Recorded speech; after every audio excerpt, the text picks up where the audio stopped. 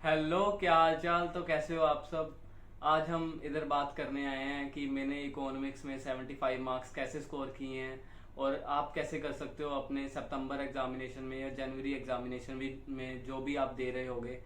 तो सबसे पहले तो देखो, इकोनॉमिक्स में जो ये चीज़ सोचते हैं कि इकोनॉमिक्स हमको याद नहीं करनी पड़ती, तो ये चीज़ तो भूल जाओ।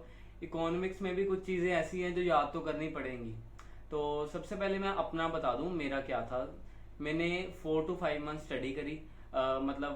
इसमें क्या था, मैंने 3 and 3.5 मंथ्स मैंने कंसेप्ट क्लियर किए।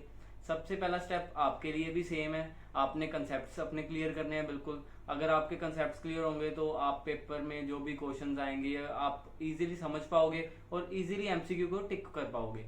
अगर आपके कंसेप्ट ही वीक होंगे तो एमसीक्यू निकालने थोड़े मुश्किल हो जाते हैं।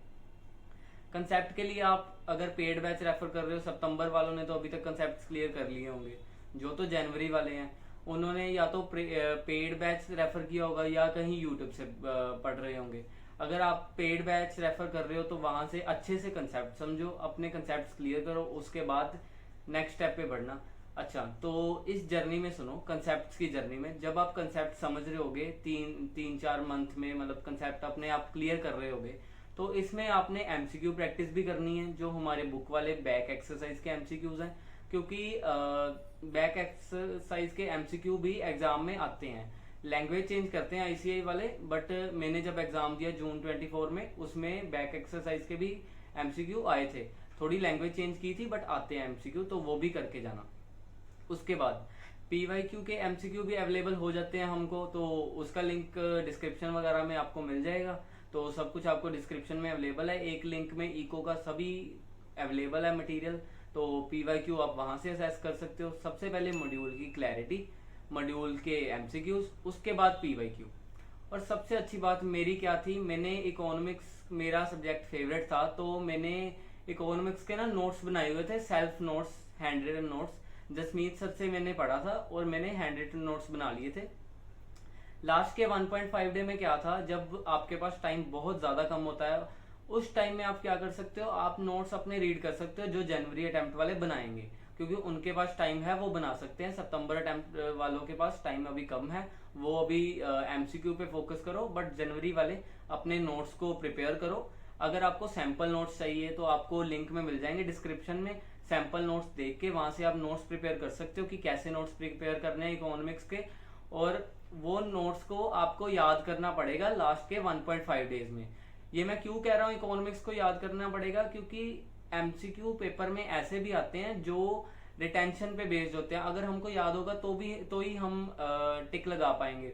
सिर्फ कंसेप्ट समझने से भी इकोनॉमिक्स नहीं होती, एमसीक्यू समझने भी याद करने भी जरूरी है कुछ कंसेप्ट। तो नोट्स का लिंक आपको डिस्क्रिप्शन में मिल जाएगा, पीवाईक्यू का लिंक आपको डिस्क्रिप्शन में मिल जाएगा। एवरी अटेम्प्ट वालों अपने कंसेप्ट्स बिल्कुल क्लियर करते हुए चलो। अब कंसेप्ट्स की बात तो हो गई।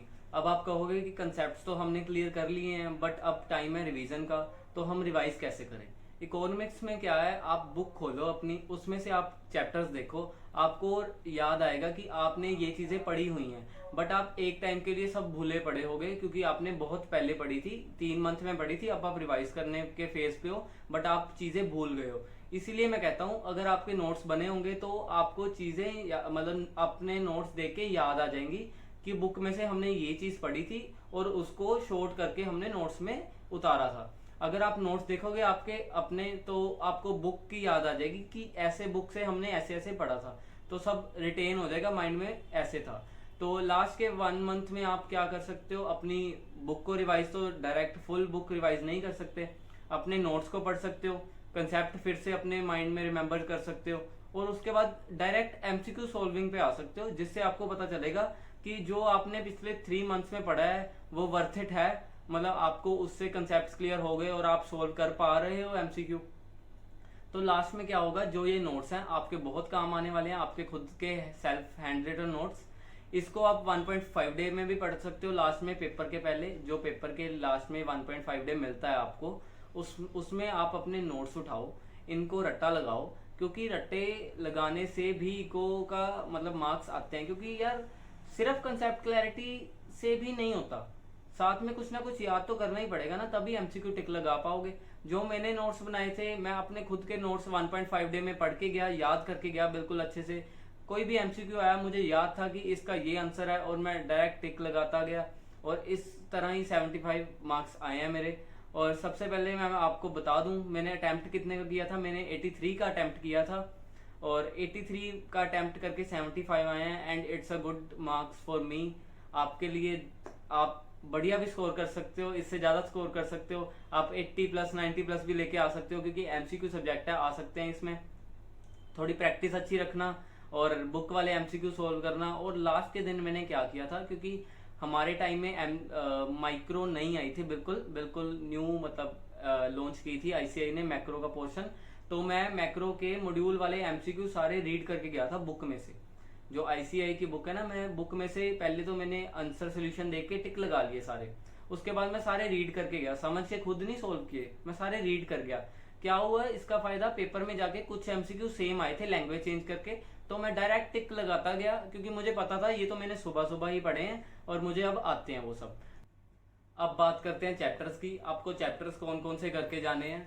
अगर तो आपका जनवरी अटेम्प्ट है तो आपको ऑब्वियसली सारे चैप्टर करने हैं, सारे चैप्टर के कंसेप्ट समझने हैं और फिर उसको रिवाइज भी करना है। अगर आपका सितंबर अटेम्प्ट है तो आपको पता होना चाहिए आप कौन से चैप्टर एग्जाम में करके जा रहे हो और कौन से छोड़ के जा रहे हो। जो तो हाई वेटेज के चैप्टर हैं, जैसे कि 15 मार्क्स वाले चैप्टर है, नेशनल इनकम हो गया और डिमांड एंड सप्लाई हो गया, ये चैप्टर तो आपको बिल्कुल करके जाने हैं। क्योंकि जब आप पेपर में जाओगे आपको 30 मार्क्स का यहीं से दिखेगा, और आप अगर वो चीज सोल्व कर पाओगे तो आपको कॉन्फिडेंस एक अलग लेवल का आएगा एग्जाम में। अगर आप वो ना सोल्व कर पाए तो एक थोड़ा पैनिक सिचुएशन क्रिएट हो जाती है एग्जाम में। तो ऐसे इंपॉर्टेंट चैप्टर्स तो करके ही जाना। बाकी चैप्टर्स आपके आ जाते हैं 10-10 मार्क्स के।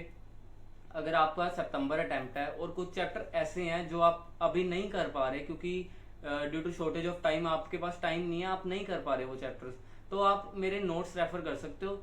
जस्ट पेपर के टाइम एक बार रीडिंग ले लेना नोट्स की, 10 to 20 मिनट्स या 30 मिनट्स लगेंगे उस चैप्टर को ही रीड करने में, फुल चैप्टर इतने में रीड हो जाएगा। अगर मान लो उस चैप्टर में से 10 एमसीक्यू भी आ रहे हैं और अगर आप 4 to 5 एमसीक्यू भी नोट्स पढ़ के मेरे कर पा रहे हो तो ये बेनिफिशियल है आपके लिए। तो बस प्रेफर करो, खुद की चीज पढ़ो, जो आपने पहले एक मंथ में पढ़ा है वही चीज रिवाइज करो 1.5 डे में। बट अगर कुछ चीज ऐसी है जो आपने बिल्कुल नहीं पढ़ी तो वो चीज आप एक बार नोट से रेफर कर सकते हो। तो फिर मिलते हैं नेक्स्ट वीडियो में। और चैप्टर्स का ध्यान रखना, ज्यादा वेटेज वाले चैप्टर तो करके ही जाना। कुछ चैप्टर हो सकते हैं जो आपको छोड़ने पड़े, बट जो एक मैं बता दूं, बिजनेस साइकिल और चैप्टर 1 जो 5-5 मार्क्स के हैं, ये दोनों चैप्टर कर जाना।